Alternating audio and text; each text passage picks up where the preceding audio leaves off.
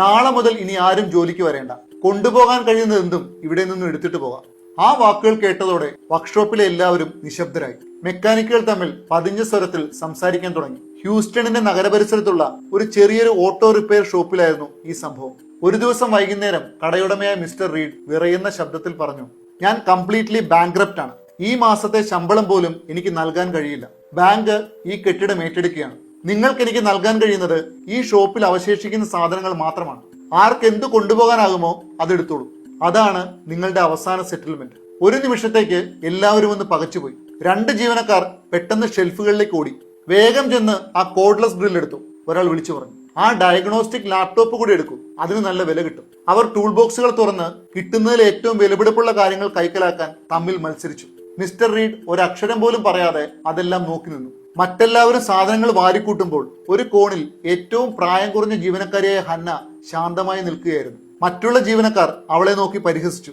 അവർ പറഞ്ഞു, എന്താ ഹന്ന, എന്തെങ്കിലും എടുത്തോളൂ, അയാൾ പാപ്പരായി, ഇനി അയാളോട് നമുക്ക് യാതൊരു ബാധ്യതയുമില്ല. ഇത് കേട്ട് ഹന്ന തലകുലുക്കി. അവർ സാധനങ്ങളുമായി പുറത്തേക്ക് പോയപ്പോൾ ഹന്ന പതുക്കെ മുന്നോട്ട് നടന്നു. ഒരു ചൂലെടുത്ത് എണ്ണയും ഇരുമ്പ് കഷ്ണങ്ങളും നിറഞ്ഞ നിലം അടിച്ചു വരാൻ തുടങ്ങി. മിസ്റ്റർ റീഡിന്റെ കണ്ണുകൾ നിറഞ്ഞു. അയാൾ ചോദിച്ചു, ഹന്ന, ഞാൻ പറഞ്ഞത് നീ കേട്ടില്ലേ?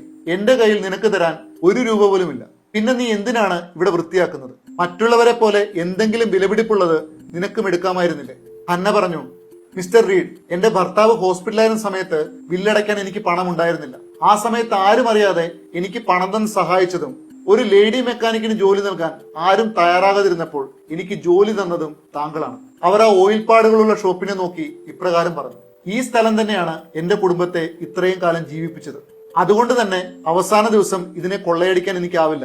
ഇത് ശരിക്കും അവസാനമാണെങ്കിൽ വൃത്തിയായി ലൈറ്റ് ഓഫ് ചെയ്ത് ശരിയായി അടച്ചുപൂട്ടി അവസാനിക്കട്ടെ. ഇത് കേട്ടപ്പോൾ മിസ്റ്റർ റീഡ് ആ ദിവസം ആദ്യമായി ചിരിച്ചു. അദ്ദേഹം ജാക്കറ്റിനുള്ളിൽ നിന്നും ഒരു കൂട്ടം കീയും കട്ടിയുള്ള കവറും പുറത്തേക്കെടുത്തു. ഹന്ന, നമ്മൾ ഈ ഷോപ്പ് അടയ്ക്കുന്നില്ല. ഹന്ന ഞെട്ടി.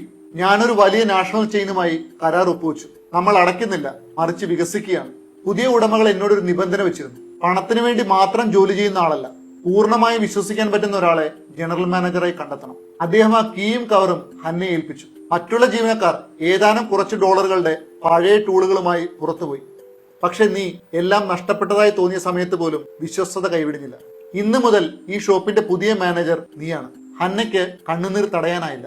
അവൾ കരഞ്ഞുകൊണ്ട് ബോസിനെ ചേർത്ത് പിടിച്ചു. മിസ്റ്റർ റീഡ് ശാന്തമായി പറഞ്ഞു, വിശ്വസ്തത വളരെ വിലയേറിയ സമ്മാനമാണ്. വില കുറഞ്ഞ ഹൃദയങ്ങളിൽ നിന്നും അതൊരിക്കലും പ്രതീക്ഷിക്കരുത്. അതിനുശേഷം അദ്ദേഹം കൂട്ടിച്ചേർത്തു, സമൃദ്ധി നൽകുന്നതിന് മുമ്പ് കുറവുള്ള സമയങ്ങളിൽ നമ്മളുടെ ഹൃദയം ദൈവം പരീക്ഷിക്കാറുണ്ട്.